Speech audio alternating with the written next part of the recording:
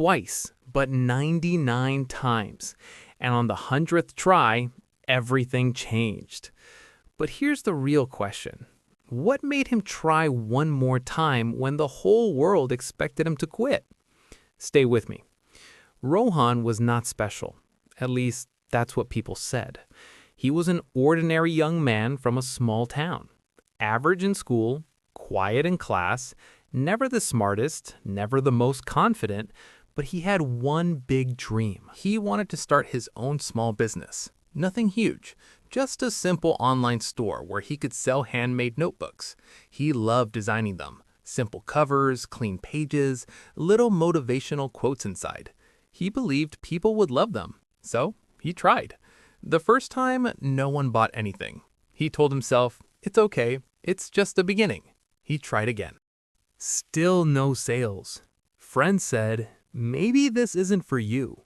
He smiled, but inside, it hurt. By the 10th try, he had used almost all his savings. By the 20th try, even his family started worrying. Why don't you just get a regular job? His uncle asked. Stop wasting your time, a cousin said. But Rohan believed he was close, so he changed the design, he improved the photos, he learned basic marketing, he stayed up late watching free tutorials, and still nothing.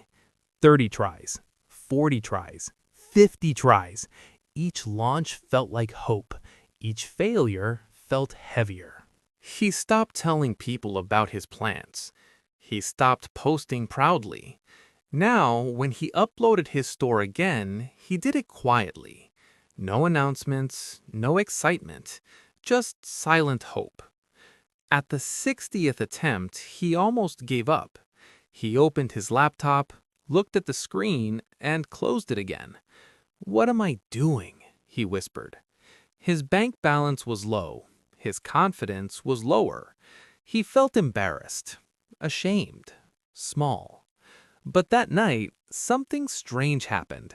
He picked up one of his old notebooks, the very first one he ever made. Inside, on the first page, he had written, "Do not stop. The world tests those who are close to success." He read that line again and again, and something inside him refused to die.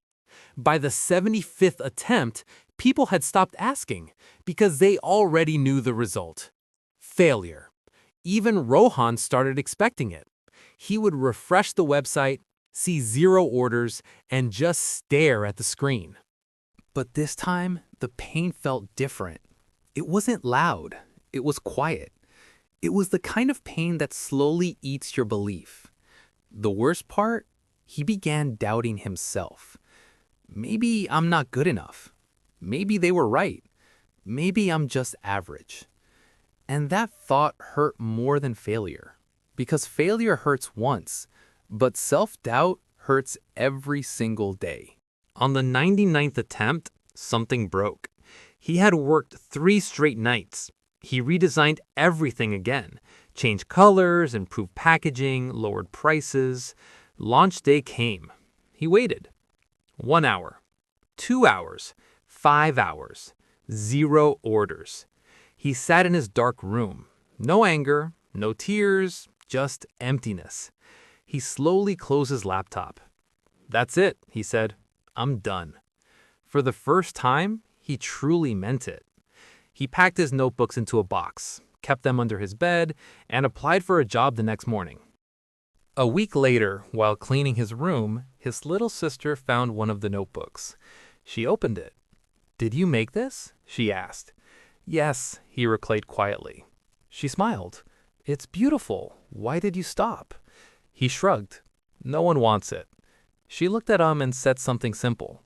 "How do you know? Maybe they just didn't see it." That line stayed in his head.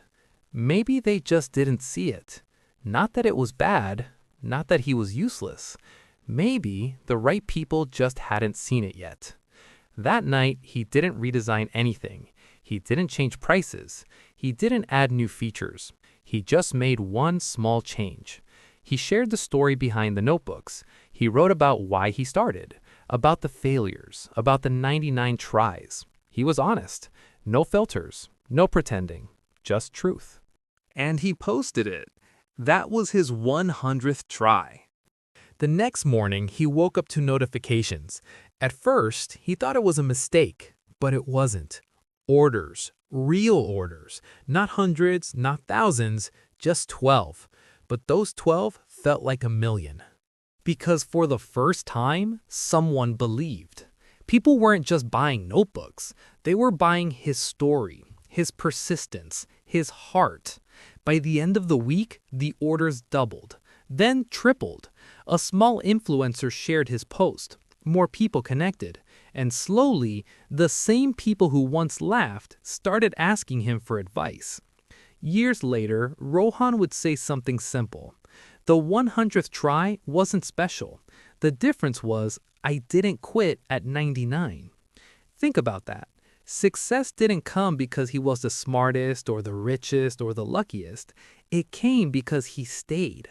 One more try, one more post, one more effort. Most people fail once and stop. Some fail 10 times and stop. Very few reach 99, and almost no one reaches 100. What if your breakthrough is hiding behind your next try? What if you are closer than you think? Failure is not the end. It is a test, a question life keeps asking. Do you really want this? And if your answer is yes, then try again. Even if they laugh, even if they doubt, even if you doubt yourself. Because sometimes the only difference between a dreamer and a winner is one more attempt. So before you quit today, ask yourself, is this my 99th failure, or am I about to reach my 100th try? Don't stop. Your story might be one step away from changing your life.